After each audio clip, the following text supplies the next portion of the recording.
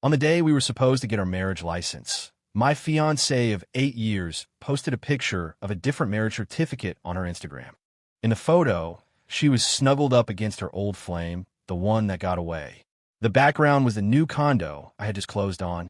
The caption read, "For the rest of my life, it's finally you." I calmly commented below, "Congratulations on the wedding and the new place." A second later, my phone rang. It was her, furious. "Ethan, are you insane? I just used the certificate to help Ryan solve a school district issue for his nephew. Can you stop being so childish? I swear I've spoiled you rotten. You need to calm down and think about what you've done." I only said one thing. "Got it." Then I hung up. I immediately called my lawyer. "Mr. Davis, that condo is solely in my name, correct?" "Good. Start the proceedings. I want them out of my property within a week." On my phone screen, the photo of Chloe Miller and Ryan Vance stung my eyes. That marriage certificate, a small red booklet in the original photo's context, felt like a white-hot brand searing the space she'd occupied in my heart for 8 years. 8 years. 2,920 days. I'd gone from a broke college student with nothing to my name to a project director at a top firm. In every blueprint I drew for my future, the leading lady was always Chloe. But now, she was on another man's arm, standing in the home I'd bought with my own blood, sweat, and tears, declaring the start of her happily ever after. So where did that leave mine? My heart felt like it had been vacuumed out, leaving nothing but a howling, cold wind. I didn't look at the picture again. I closed Instagram and tossed my phone onto my desk. That afternoon, I resolved 3 lingering project issues and led 2 emergency meetings. My efficiency was so sharp it made my subordinates do a double take. Only I knew that the moment I stopped, a pain sharp enough to tear a man apart would come rushing in. When quitting time came, I didn't go to the so-called new home. I drove back to the old apartment I'd rented for years. The moment I opened the door, a wave of cold, empty air hit me. I sat on the sofa, pulled out my phone, and tapped on Chloe's profile picture. All the sweet memories, the promises we'd made to each other, were now a bitter joke. Expressionless, I blocked her. Then her number, her profile on Facebook, Venmo. Every possible way she could reach me, I severed the connection. Once that was done, I called the property manager for my new condo. "Hi, this is Ethan Clark, the owner of Unit 1601 in Building 18. I need to change the administrator access for the smart lock and reset all passwords and fingerprints." "Yes, remote authorization. I'm sending you a photo of my ID and the purchase agreement now. As soon as possible, please." After hanging up, the world finally fell quiet. A moment later, a mutual friend called, his voice hesitant. "Ethan, are you and Chloe?" "Okay." "That post on her Instagram." I cut him off. "She's married. The groom isn't me. I wish her the best." The line went silent. Finally, he managed an awkward, "You take care of yourself." I hung up, leaned back on the sofa, and closed my eyes. At that very moment, in the condo I called our new home, the air was filled with laughter. Chloe held a glass of red wine, leaning against Ryan's shoulder, laughing uncontrollably. "Ryan, can you believe how petty Ethan is? He just left one comment, didn't even have the guts to call." Ryan wrapped his arm around her waist, took a sip of wine, and said with a sneer, "He's just a simp. All you have to do is sweet-talk him a little. Chloe, the guy loves you. He can't live without you. He'll throw a fit for a couple of days, then he'll come back with his tail between his legs, begging you to take him back." His words made Chloe giggle, her face a mask of arrogance and pride. "Of course. I've had him wrapped around my finger for 8 years. You think I don't know him? He's the quiet type. He bottles everything up and just deals with it himself." She picked up Ryan's phone and sent me a text. "Stop messing around. You know you're the only one for me. This is all a misunderstanding. I'll explain once I get it sorted out." After sending it, she tossed the phone aside and cozied up to Ryan again. She was certain that once I saw that text, I would, like in countless arguments before, find a way to back down myself, and then patiently wait for her to grant me an audience. She had no idea. This time there was no backing down, and I was done waiting. The next day, Chloe returned to the condo, building humming a tune, her arms laden with shopping bags from high-end boutiques. She stood at the door, elegantly extending a finger to the biometric scanner. Beep.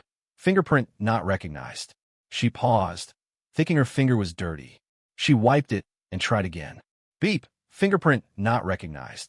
The smile on Chloe's face froze. She pulled out her phone and typed in the passcode she knew by heart. Beep beep, incorrect password. How was that possible? I had picked out this lock myself. Her fingerprint and passcode were the very first ones registered. A surge of irritation washed over her as she dialed my number. The person you're trying to reach is unavailable. Unavailable? She switched to an iMessage voice call. A stark notification popped up, stinging her eyes. This person has blocked your number. Chloe was completely stunned. In disbelief, she tried every single app and platform she could think of to contact me. The result was the same silent, digital rejection. A wave of panic mixed with rage crashed over her. She went into our mutual friends group chat and started tagging me relentlessly. At Ethan Clark, what is your problem? You change locks? Are you a child? Playing the victim and disappearing over something so small. Are you even a man? I bought all this stuff and you're leaving me out in the cold. Get your ass out here and open the door. The group chat was dead silent. Meanwhile, I was in a conference room at work, leading an important project kickoff meeting. My phone, switched to silent in my pocket, lit up again and again before going dark. I remained entirely focused, walking my team through the presentation with clear thoughts and impeccable logic, projecting a level of calm and professionalism I had never shown before. Seeing no response from me, Chloe stomped her foot in frustration, finally resorting to a tearful call to her mother. Mom, Ethan's bullying me. He locked me out of the house. Her mother, hearing this, flew into a rage. She immediately dialed my number. I was in the break room getting some water, and, seeing her name, I answered. The second the call connected, her shrill, self-righteous voice shot through the phone. Ethan, Chloe loves you so much. How could you do this to her? She could be thoughtless, but you're a grown man. Why are you holding a grudge? She was just joking around with a friend. Give her the password right now. Stop embarrassing yourselves and giving the neighbors something to gossip about. I lifted my glass and took a sip of water, wetting my dry throat. Mrs. Miller, my voice was calm, but it carried an unshakable finality. Chloe has legally married Mr. Ryan Vance. They are a lawfully wedded couple.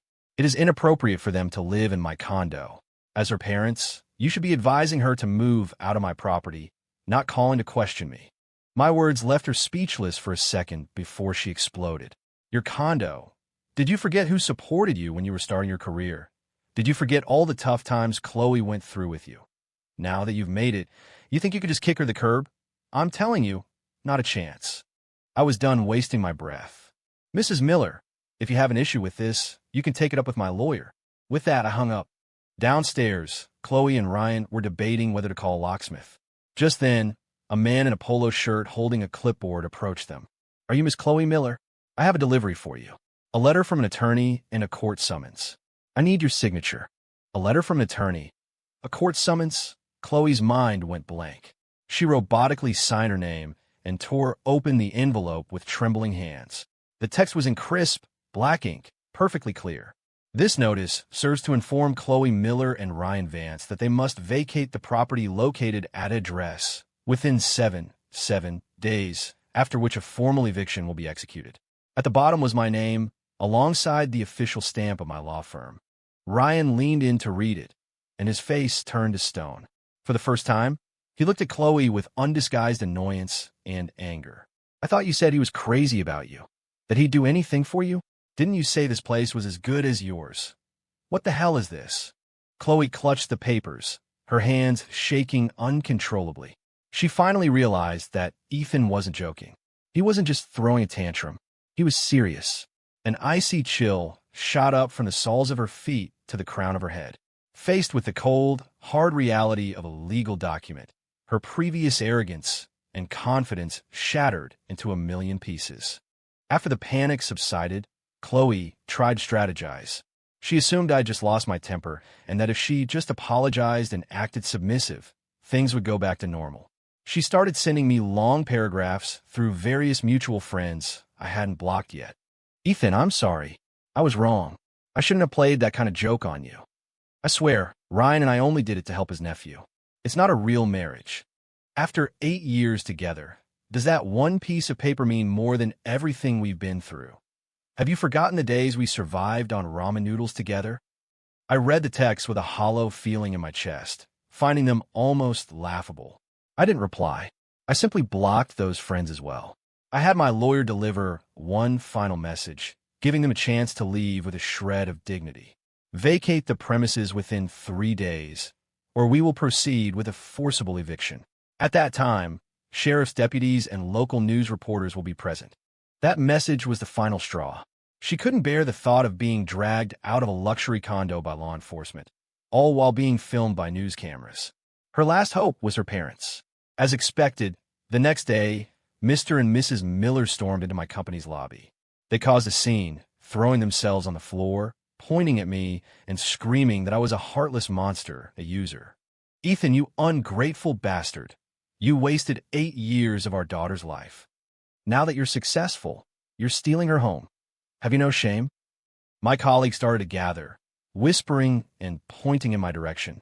I walked out of my office, my face a blank mask. I stood before Chloe's parents, held up my phone, and displayed the screenshot of her Instagram post. My voice wasn't loud, but it was clear enough for everyone in the lobby to hear. "Mr. and Mrs. Miller, please look closely. It was your daughter, Ms. Chloe Miller, who announced her marriage to Mr. Ryan Vance on the day we were supposed to register our own. They're the legally married couple. For them to live in my home is, by any legal or moral standard, unacceptable." I paused, my gaze sweeping over my curious colleagues. This property was purchased by me in full before our planned marriage. My name is the only one on the deed. My request for them to leave is reasonable, rational, and lawful. The lobby fell silent. Everyone's eyes shifted from me to Chloe's parents, then to the damning screenshot on my phone. Their expressions changed from curiosity to contempt to dawning comprehension. The Millers' faces flushed red, then went pale. Their mouths hung open, but no words came out. Security guards tactfully stepped forward and escorted the 2 unwelcome guests out of the building. The drama was over. "Handled well." A cool, professional female voice spoke from behind me. I turned. It was the head of our corporate legal department, Sophia Hayes. She was also a few years ahead of me in college, a legal powerhouse known throughout the industry for her calm professionalism. She handed me a coffee. "But you want to manage the fallout from this. Protect your assets and your reputation. If you need anything, you know where to find me." I nodded. "Thanks, Sophia." Just before the final deadline, Chloe and Ryan finally, shamefully, moved out of the condo. Every piece of furniture, every appliance had been personally selected and paid for by me. All they could take were their own boxes of clothes. Staring at the empty rooms, Ryan's patience finally evaporated. He slammed his suitcase onto the floor of their cramped new rental, roaring at Chloe. "Useless, you can't even handle one man. And now look, the luxury condo is gone, and we're living in this hellhole." The rental apartment reeked of damp mildew, and water stains marred the corners of the walls. Chloe looked at the furious man before her, smelled the nauseating odor, and for the first time, she felt a pang of regret. It wasn't the devoted, compliant Ethan she missed. It was everything Ethan had provided for her. The bright, clean condo, the supplementary credit card with a limitless balance, the quiet comfort of never having to worry about tomorrow. Free from the heavy burden of Chloe, I felt a weight lift from my shoulders. I poured all my energy into a critical bid for an overseas project. The company assigned Sophia as the project's legal counsel, making her my partner. We spent our days and nights at the office, analyzing data, refining our strategy, and running mock negotiations. I quickly discovered that Sophia wasn't just a top-tier legal mind. She was also incredibly sharp, often proposing angles I had never considered. Our professional synergy became seamless. Meanwhile, Chloe was sinking into a crisis unlike any she had ever known. She tried to get her old job back, only to be informed by HR that due to the public disturbance her parents had caused at my company, which had damaged professional relationships, they had decided to terminate her contract. With no income, she had to endure Ryan's daily barrage of complaints and cold indifference. She finally broke. The begging for forgiveness phase officially began. She started bombarding me with texts from random numbers. The messages evolved from angry curses to desperate apologies, to nostalgic reminiscences of our 8 years together. Ethan, do you remember? Junior year, that winter, you ate ramen for 2 months straight just to buy me that down jacket. Ethan, I was wrong. Please come back. Can we start over? Ethan, I really can't live without you. Reading these messages, I felt nothing but a dark irony. I didn't reply. Instead, I listed the new condo for sale. A few days later, pictures of a realtor showing the property were posted on social media by a nosy acquaintance. When Chloe saw them, she completely lost it. She threw all caution to the wind and showed up at my old apartment building on a rainy night. She just stood there in the downpour, drenched and shivering, trying to stage a dramatic scene to win me back. She was betting on my soft heart, betting I couldn't stand to see her suffer. A black Audi A8 pulled up smoothly to the curb. Chloe's eyes lit up, thinking it was me. She started to rush forward, but the passenger door opened. A long, slender leg emerged, followed by an elegant high heel. Sophia Hayes stepped out gracefully, opening a large black umbrella. She walked around to the driver's side, shielding me from the rain as I got out of the car. In that instant, Chloe looked as if she'd been struck by lightning. Sophia was wearing a beige, high-fashion trench coat, perfectly tailored, exuding quality. It was the very coat Chloe had begged and pleaded for, the one I had refused to buy, deeming it too expensive and impractical. Now, that coat looked like it was made for Sophia, accentuating her professional, sophisticated aura. I took the umbrella from her naturally as I stepped out. We stood side by side, talking and smiling. The wind messed up Sophia's hair, and I reached out, gently tucking a stray strand behind her ear. The look in my eyes was one Chloe had never seen in our 8 years together, one of genuine tenderness and admiration. I saw her then, standing in the rain, looking like a pathetic drowned stray. My expression didn't flicker. I looked at her as if she were a complete stranger. Then, I put my arm around Sophia's shoulders and walked into the building without a backward glance. The lobby door clicked shut, sealing us off from the wind, the rain, and the wreckage outside. Chloe remained frozen, cold rain and hot tears mixing on her pale face. She finally understood. The Ethan who had always been her safety net, the man she could manipulate at will, the one who was always there at her beck and call. That Ethan was dead. He had died on the afternoon she posted that marriage certificate. The man standing before her now was someone she had to look up to, someone completely out of her league. A new Ethan. She hadn't just lost a man who loved her in a condo.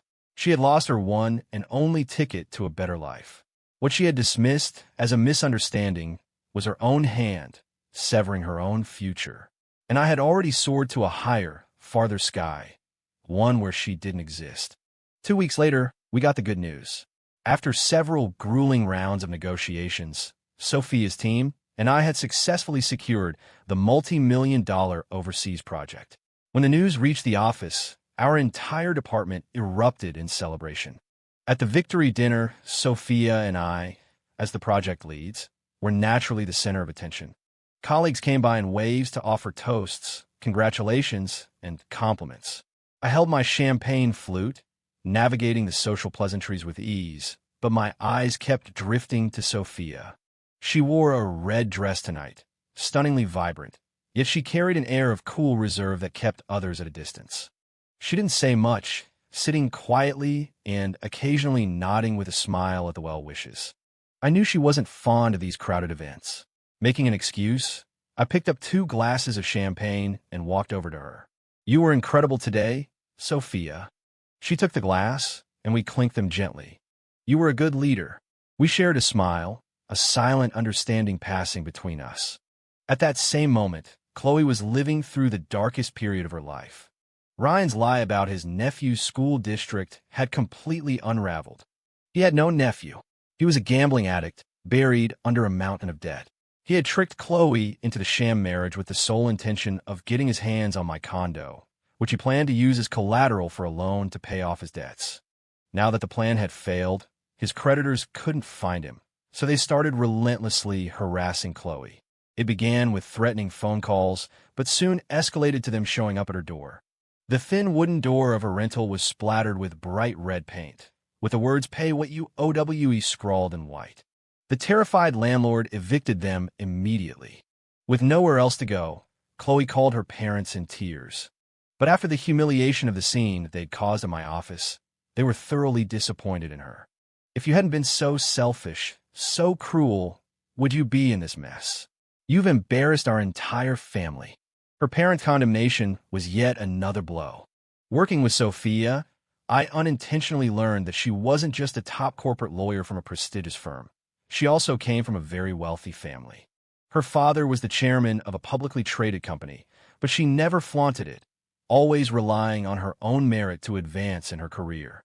The contrast with Chloe, vain and always looking for a man to elevate her status, was stark. Outside of work, our lives began to intersect more. We started going to the gym together, sweating it out on adjacent treadmills. We went to niche art gallery openings, discussing art and life. I discovered that Sophia and I had endless things to talk about. Our values, our tastes, our plans for the future, they were all remarkably aligned. A subtle, unspoken connection began to grow between us. After being kicked out of her rental, Chloe became unhinged. She started following me like a ghost. She watched as Sophia and I left work together, had dinner together, visited galleries together, and her eyes burned with jealousy. Meanwhile, Ryan, after getting cornered and beaten up by his creditors in an alley, took all his frustration out on Chloe. He turned the tables, threatening her and demanding she go get money from me. You said he was dying of love for you, right? Go ask him. If you don't get the money, I'll tell everyone how we conspired to scam him out of his condo. I'll let the whole world know what kind of trash you are. Chloe was pushed to the brink. Ultimately, Chloe chose the most foolish path. She once again rushed to my office building, cornering me as I was leaving for the day. This time, she didn't throw a tantrum. Instead, she dropped to her knees in front of me, grabbing my leg and playing the victim with a flood of tears. Ethan, I know I was wrong. Please forgive me. Ryan is a liar. He tricked me. I'm being hunted by his creditors. I'm homeless. Please, help me, for the sake of the 8 years we had. Please just help me. Her cries attracted a crowd of onlookers, mostly my colleagues. I frowned, trying to pull away, but she clung to me tighter. With a straight face, I took out my phone and dialed building security. There's a disturbance in the main lobby affecting business. Please handle it. Within moments, 2 large security guards arrived, flanked Chloe, and dragged her out of the building. She continued to scream my name, making the scene exceptionally ugly. To prevent any further incidents, I sent a company-wide internal memo briefly explaining the situation. This is to inform everyone that I, Ethan Clark, have terminated all relations with Ms. Chloe Miller. Any personal debts or disputes she is involved in are unrelated to myself or this company. I apologize for any disruption her actions have caused. The email was calm and objective. It clarified the facts while preserving the company's professional image, earning me the understanding and respect of my colleagues. And the whole thing was Sophia's idea. She was the one who advised me to handle the mess in the most official and effective way possible. Not only that, but Sophia also used her own connections to quietly investigate Ryan's background. He wasn't some trust fund kid. He was a con artist who curated a fake identity on social media to swindle vain and naive women out of their money. Chloe was far from his only victim. Sophia placed a thick file of her findings on my desk. At the same time, she anonymously sent a copy of the file to Chloe's parents. When they saw that their daughter had married a professional scammer with a criminal record and massive debts, they nearly fainted from shock. Realizing the jig was up, Ryan went for broke. He created burner accounts online and began spreading vicious rumors, claiming that Sophia and I had been having an affair all along, that we were adulterers, and that Chloe was the innocent, abandoned victim. He tried to use public opinion to blackmail me into submission. But he severely underestimated Sophia. Without even consulting me, she had her law firm issue a sharply worded cease and desist letter. The letter not only refuted Ryan's slander, but also attached chat logs and transaction screenshots from his scams with several other women. The evidence was irrefutable. Ironclad. The online narrative flipped instantly. Ryan became a public pariah, and Chloe went from being the victim of an affair to a foolish co-conspirator. She was relentlessly attacked by online commenters. Dump her boyfriend of 8 years for a fake rich guy. She deserves it. Try to scam her ex out of his condo with a con artist. They're two peas in a pod. Any guy who gets with a woman that's stupid is asking for trouble. Unable to stand the gossip from their neighbors, Chloe's parents completely cut ties with her. At that point, Chloe truly understood what it meant to be utterly alone. Thanks to the immense success of the overseas project and the decisiveness I showed in handling my personal crisis, the company's board of directors was deeply impressed. Shortly after, I received a special promotion to associate director of my division, making me one of the youngest executives in the company. On the night I celebrated, I asked Sophia out. At a rooftop restaurant overlooking the East River, I looked at Sophia, who was even more captivating in the city lights, and finally said the words, "Sophia, will you be my girlfriend?" Sophia paused for a second, then smiled, her eyes sparkling like a river of stars. Okay. That one word began a whole new chapter for us. Chloe, on the other hand, had hit rock bottom. Cut off by her parents and kicked out of her apartment, she had no money and had to take on menial jobs. She washed dishes in restaurants, handed out flyers on the street, and worked as a promoter in a supermarket. She tasted the full spectrum of life's hardships. The hands that were once only for playing the piano and applying nail polish were now covered in calluses and chilblains.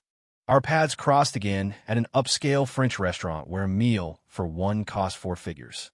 I was there with Sophia, celebrating the anniversary of when we started dating.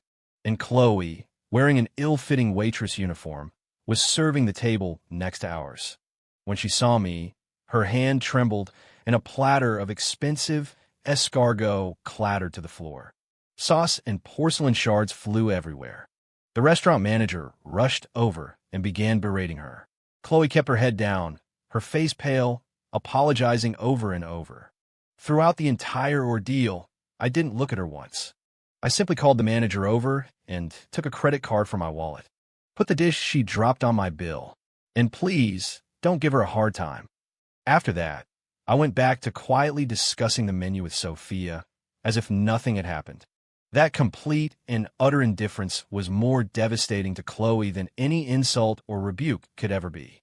She finally understood that in my world, she had been reduced to an insignificant speck of dust. There was no going back for us. Not long after, Ryan was formally arrested by the police for multiple counts of fraud.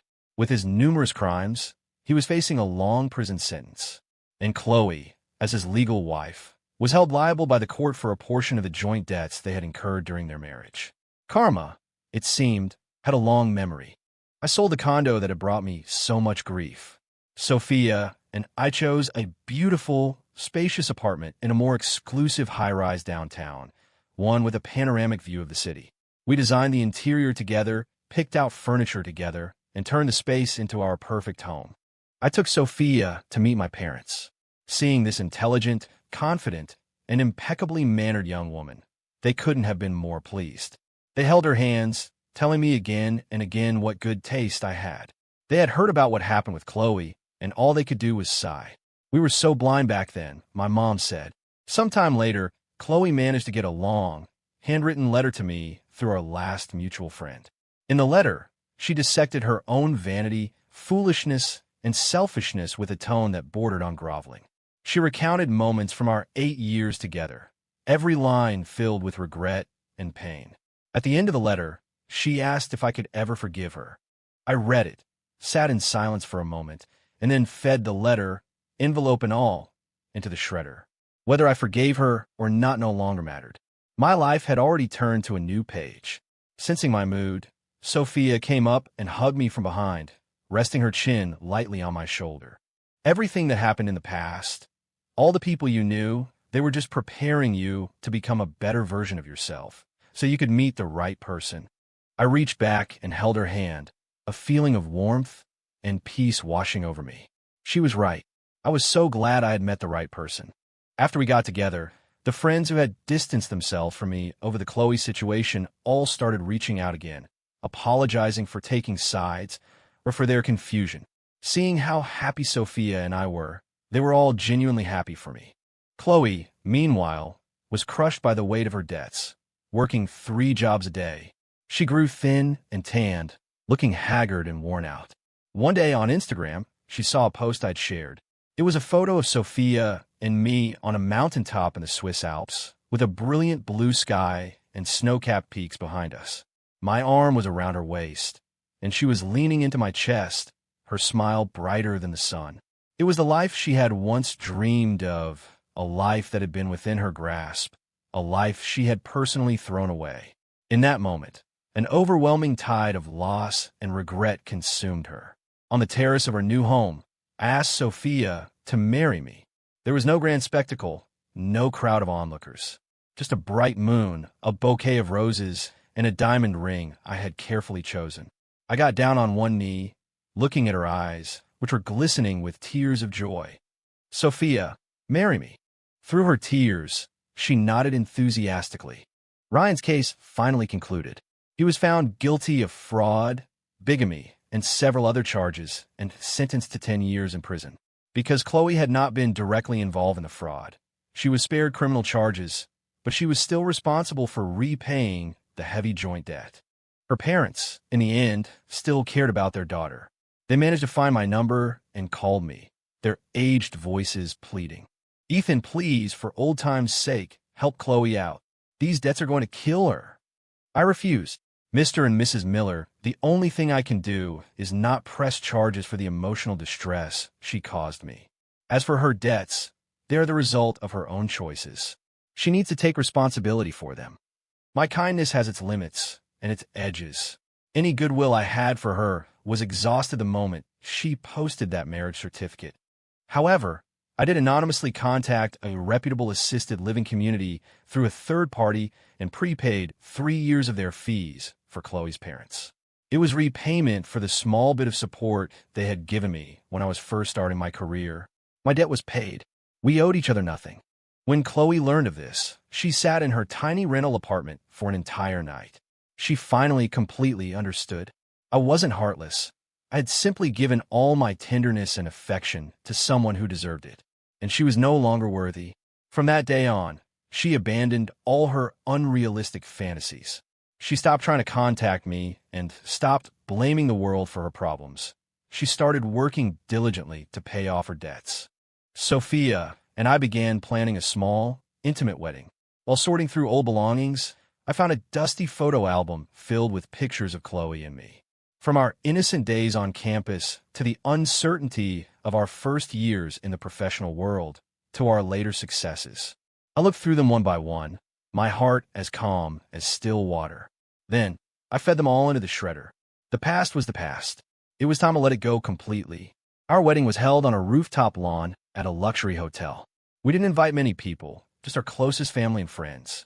The sun was bright, the breeze gentle. Sophia, in a beautiful white gown, walked down the aisle on her father's arm. In that moment, I felt like the happiest man in the world. As we exchanged rings, I looked into her eyes and spoke my vows from the heart. "Thank you, Sophia. You're the one who taught me what it means to be true partners, to grow together, to be soulmates." Sophia smiled, a tear glistening at the corner of her eye. "Thank you, Ethan. You're the one who showed me what love is supposed to look like." Halfway through the ceremony, a familiar, stooped figure appeared at the edge of the venue. It was Chloe's mother. She didn't storm in and cause a scene like before. She just stood at a distance, watching us, her eyes filled with a complex mixture of emotions and regret. I had my best man give her a debit card. It contained an emergency fund I had set aside for her and her husband. I also had him deliver a message. "I wish you both peace in your later years. From now on, we don't need to see each other again." Chloe's mother took the card, and tears instantly welled in her cloudy eyes. Clutching the card, she gave us a deep bow from afar, then turned and walked away, her steps slow and unsteady. The wedding concluded with the blessings of all our guests. Sophia and I had begun our new life. For our honeymoon, we returned to the city where we had worked on that first overseas project together. Revisiting the same place with a different person by my side, my perspective on everything had changed. After our marriage, we continued to support each other in our careers, rising together. We quickly became known in our industry as a power couple. A year later, Sophia gave birth to our beautiful son. As a new father, I was a little clumsy but my heart was filled with a happiness and contentment I had never known. Chloe, after nearly 2 years of grueling work, had finally paid off most of her debt. Her life was still modest, but it was back on track. She had a steady job as a sales promoter at a supermarket, working from morning till night. One ordinary afternoon, Sophia was pushing our son in a stroller at a high-end grocery store, picking up some organic baby food. At the corner of an aisle, she and Chloe came face to face. Chloe was wearing her red promoter's vest, enthusiastically trying to sell a new brand of yogurt. Their eyes met, and for a moment the air was still. There was none of the awkwardness or animosity one might expect. Chloe looked at Sophia, then at the beautiful baby in the stroller, and a deeply complex smile crossed her face. It was a smile of envy, of bitterness, but also of a certain release. She gave Sophia a slight nod, then looked down and continued arranging the products on her shelf. Sophia simply pushed the stroller past her and continued on her way. When she got home, Sophia told me what had happened. I listened, said nothing, and just walked over and wrapped them both, mother and son, in a tight embrace. All that matters is that we live our lives well. For me, the name Chloe Miller no longer represented hatred or resentment. She was simply an irrelevant part of my past. Late that night, Chloe sat on the last bus home. Leaning against the cold window, she watched the warm lights of countless homes flash by, and tears streamed silently down her face. She finally understood, with absolute clarity, that she had thrown away the best man in the world. She had spent 8 years of her youth teaching a boy how to love and how to cherish someone. And at the final moment, she had taken the precious love he offered up to her and handed it to someone else.